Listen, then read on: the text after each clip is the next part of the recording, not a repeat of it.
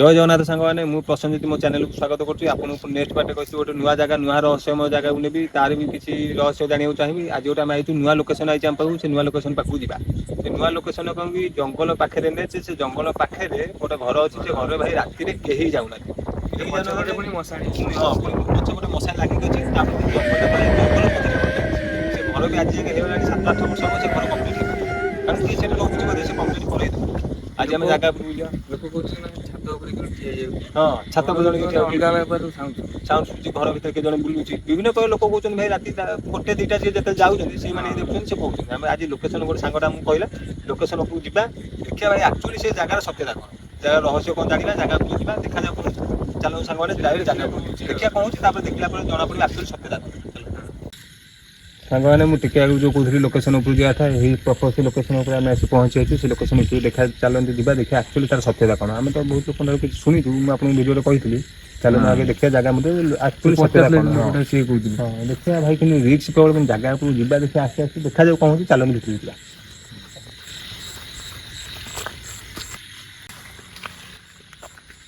Location ପୁରା ଡରାବନା, ମାନେ location ଯିଏ ଦେଖିବ ସେ ଛାନିଆ ହେଇଯିବ। ତ ଭୂତ ପର କଥା, ଲୋକେସନ ବି ତମେ ଲୋକେସନ ଆଜି ଯାଏଁ ଘର କାମ ହେଇପାରୁନି। ଜଙ୍ଗଲ ମଝିରେ ନା ପୁରା ମଝିରେ ବା, ଆଜି ଘର କାମ ହେଇପାରୁନି। ଏଠିକି କେହି ଆସିନାହାନ୍ତି।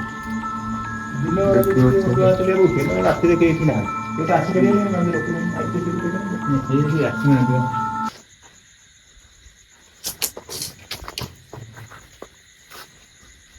ଏ ରୁମ ରେ ସାଉଣ୍ଡ ହେଲା। ଯିବା ପାଖକୁ।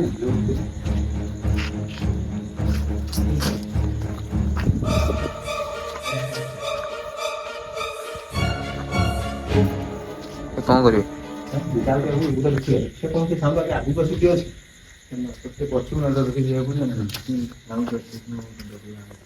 ଭାଇ ଘର ପଛ ଟିକେ ମଶାଣି ଟା ଅଛି।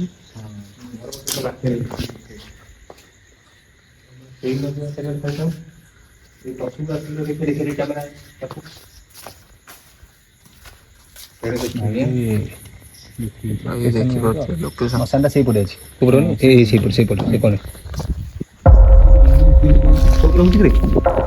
ଛାତ ଉପରକୁ ଯିବା।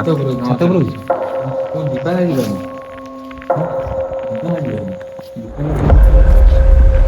ଡର ଲାଗୁଛି। ଦେଖିବା ନହେଲେ ଉପରକୁ ଯିବା ଆଉ। ଦେଖିବା ଆଉ। ଏ ପଛପଟକୁ ଆଉ ଟିକେ କ୍ୟାମେରା ଆଣି। ଏ ପଛକୁ ଟିକେ ଆସ ଦେଖିବା।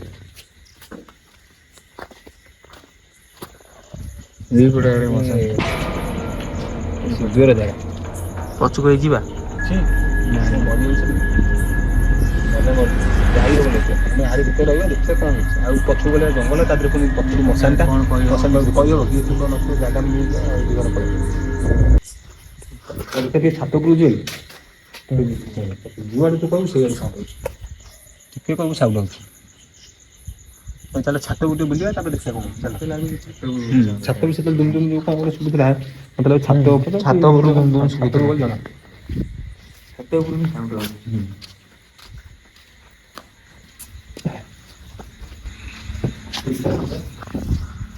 ଭାଇ ଏଦିকে ଶୁଣିଲ ନା? ଶୁଣିଲ ନା?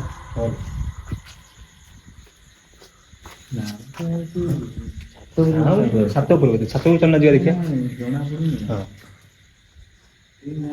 ଛାତ ଉପରକୁ ଯିବା। କେହି ନାହାନ୍ତି ବା। ସାଉଣ୍ଡ ଶୁଭୁଛି କିନ୍ତୁ କେହି ନାହାନ୍ତି। ଛାତ ଉପର କଥା ହଉଛି। ଛାତ ଉପରକୁ ଚାଲ ଯିବା, ରାଉଣ୍ଡ ମାରିକି ପଳେଇଆଇବା। ଯିବା।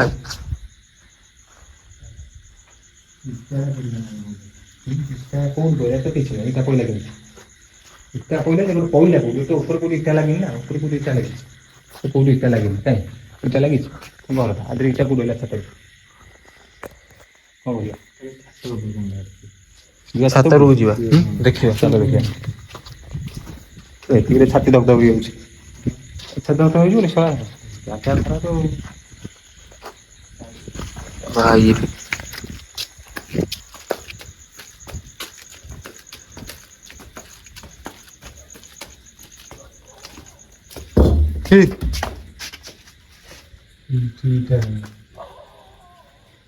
ଏଠି କୋଉଠି ଇଟା ନଥିଲା?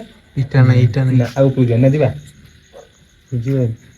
ନା ଟିକେ ଆସ ଦେଖିଆ ଦେଖିଆ ଆସ ନହେଲେ ନା ଦେଖିଆ ଆସ ଦେଖିଆ ଆସ ଦେଖିଆ ଦେଖିଆ କଣ ହେଇଛି। ସେ ଯୋଉ ଅଛି ଆଗକୁ ବାହାରିବା ଦରକାର ନା, ସେ ଆଗକୁ ବାହାରିବ ଖାଲି ପଛରେ ପଛରେ ଡରେଇଛନ୍ତି ଆଗକୁ ବାହାରି ହାତ ଉପରେ ଇଚ୍ଛା ପବନ କୋଉଠି ଭିତରେ କେମିତି ପଶିବ?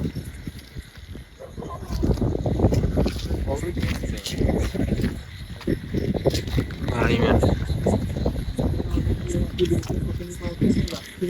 ଜଙ୍ଗଲ ଉଠି ଅଛି ପରା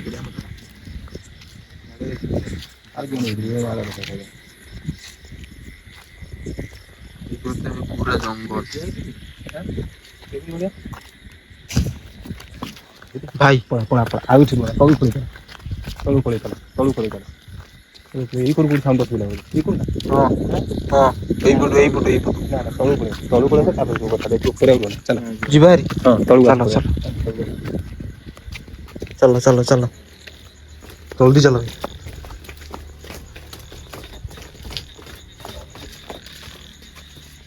ଭାଇରେ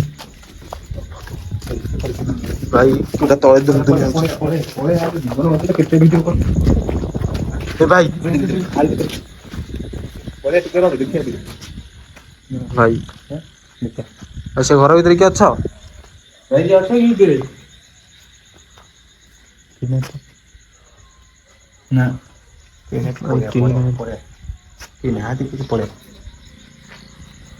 ବହୁତ ହେଇଗଲା ଭାଇ ଆସ ଯିବା ପଛ କଥା ନା ଯାଉଛି ଏ ଭାଇ ପଳେଇଥିଲେ ବାଟ ଭାଇ କଥା ପଛକୁ ଗଲା ଆଗକୁ ଆସ ଭାଇ ଆସ ଭାଇ